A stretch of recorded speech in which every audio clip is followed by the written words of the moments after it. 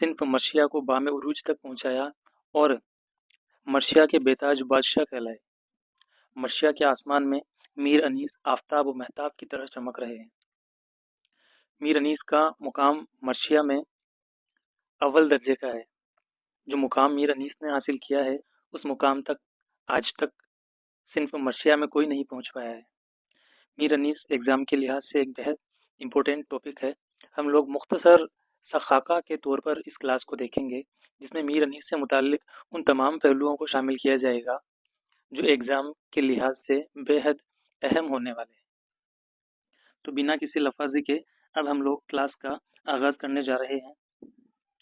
हम देखते हैं कि मीर अनीस की पैदाइश जो है वो 1802 में फैज़ाबाद में हुई थी।